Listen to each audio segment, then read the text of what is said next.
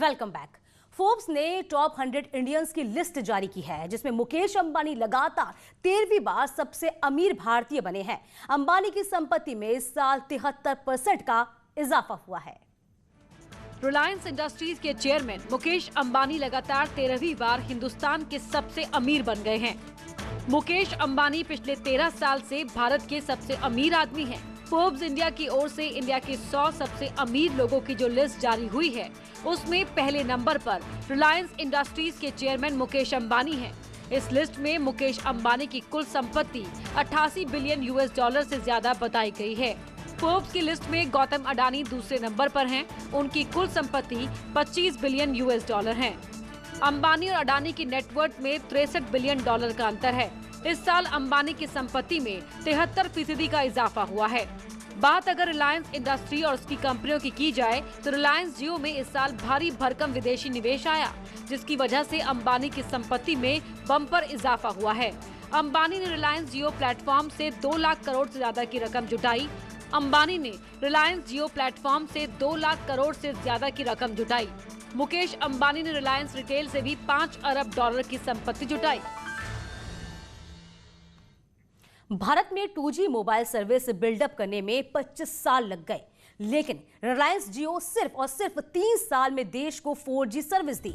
रिलायंस के चेयरमैन मुकेश अंबानी ने एक कार्यक्रम में बोलते हुए कहा है कि जियो ने बहुत कम समय में भारत को टॉप डाटा यूजर बनाया है।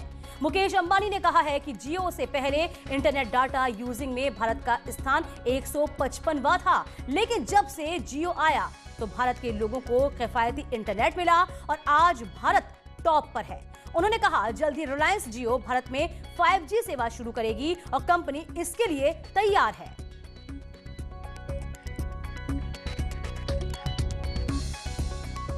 बात मुजफ्फरनगर की करते हैं। मुजफ्फरनगर में राष्ट्रीय लोकदल की अगुवाई में महापंचायत के नाम पर विपक्ष की बड़ी रैली हुई। हाथरस में आरएलडी नेता जयंत चौधरी से बदसलूकी और किसान बिल के विरोध में ये रैली की गई थी। खास बात यह है कि इस रैली में कोरोना की महामारी को बिल्कुल नजरअंदाज किया गया है। रैली में जमकर सोशल डिस्टेंसिंग की धज्जियां उड़ी हैं। तस्वीर आप देखिए जरा। किसानों की महापंचायत में बड़े बड़े पोस्टर बैनर लगाए गए थे। रैली की कवरेज के लिए बकायदा ड्रोन कैमरे से शूटिंग तक की जा रही थी। मतलब ये साफ है कि कोरोना काल में सरकार की गाइडलाइन की जमकर धज्जियां उड़ाएंगी।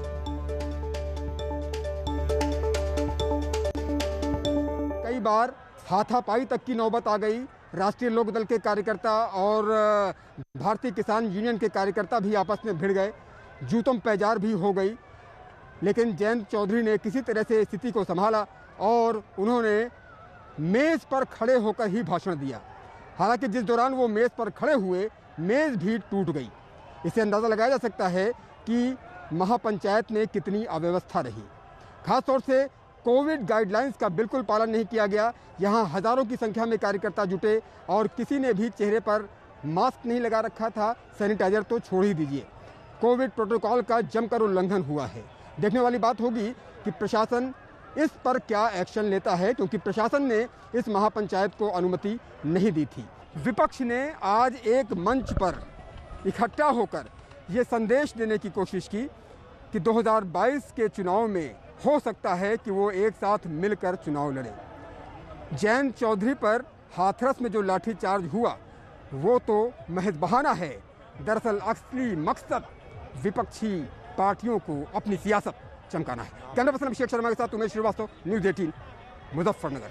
तो जाहिर सी बात है, हाथरस के नाम पर बुलाई गई मुजफ्फरनगर की महापंचायत की जो चुनावी रैली है उसको कुल मिलाकर चुनावी रैली में ही तब्दील कर दिया गया। हालांकि रैली तो किसी और मकसद से थी, लेकिन दिख कुछ और रहा था, जिसमें कांग्रेस नेता दीपेंद्र हुड्डा, इमरान मसूद और एसपी नेता धर्मेंद्र यादव के साथ भारतीय किसान यूनियन के नरेश टिकैत भी इसमें शामिल हुए थे। यानी कि कोविड प्रोटोकॉल को ताक पर रखकर महापंचायत के नाम पर चुनावी रैली की गई। जयंत चौधरी के साथ बदसलूकी के नाम पर यह रैली बुलाई गई थी, लेकिन रैली का मकसद विपक्ष को एकजुट होना दिखाना था।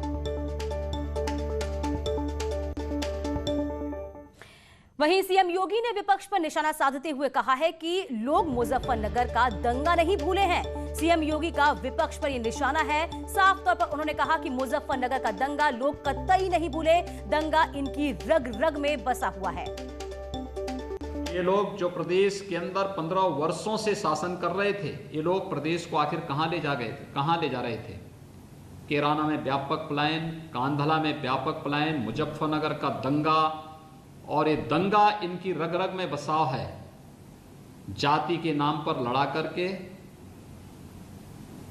शोषण करके, भ्रष्टाचार फैला करके दंगाइयों को कैसे लोग प्रश्रय देते हैं।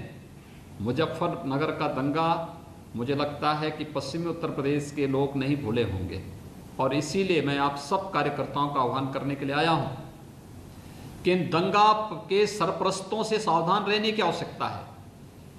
इन विकास विरोधी चेहरों को बेनकाब करने की आवश्यकता है।